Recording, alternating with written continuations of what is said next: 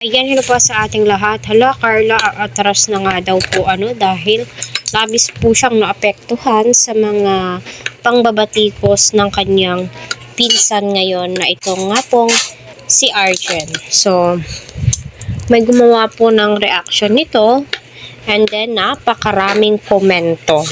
Unang-una sa lahat, si Carla at saka si Arjen ay pinsang buo. Pero magkaiba po yung ugali po nila, di ba? Si Carla ay may basbas na po kay Kalinga Prab na siya ay pwede na pong mag-vlog. Kahit pwede na pong mag-vlog si Carla, hindi po ibig sabihin no, nabibitawan na po siya ng Kalinga. Tuloy pa rin po ang Kalingap serye ng Jomcar. So, grabe no, napakaswerte po ni Carla dahil may isang Kalinga Prab na handang nga pong sumuporta sa kanya. To make it clear, kahit na may YouTube channel na po si Carla, tuloy ang Kalingap serye na Jomcar. Wala pong issue patungkol doon. At saka sa usapang aatras na, ay isa nga po itong komento ng mga basher ni Carla, at yung iilan ay mga opinyon ng mga supporters ni Carla. Nagtataka nga po daw sila, bakit nga po daw may YouTube channel na itong si Carla?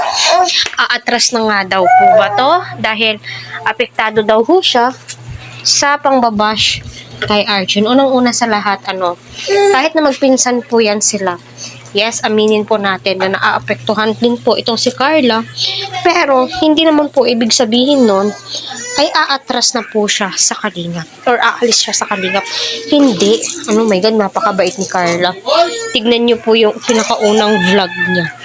Intro pa lang, the way na magsalita si Kalingap, si Carla ay napaka-pleasing. So, ayun nga po, yes, aminin po natin na kahit sino ay maaapektuhan once na kapamilya mo itong si Arjen. Pero sana ay face the consequences, diba? Isipin natin 100 times kung yung mga, yung magiging kakahinatnan. Tama ba ako? Yes. So, sa ganon, believe naman po ako sa ugaling meron itong si Carla, kasi nga po napakalawak po ng kanyang kaisipan, napakabait po niya. At yes, 100% tuloy-tuloy naman po.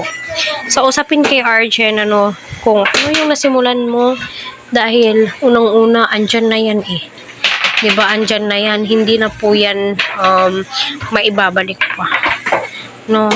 Kaya alagaan mo kung anong meron ka ngayon.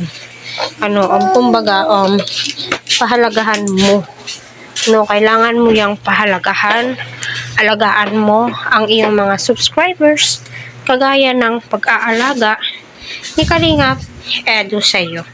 Diba? Kaya, nakakabilib yung ugaling meron si Carla, kahit na sabihin po natin, nagba-vlog na siya, dyan po kukunin ni Carla syempre yung mga daily na pangangailangan niya. Although, kahit na may Jomcar, tignan nyo, ang ganda po ng views ni Carla, diba?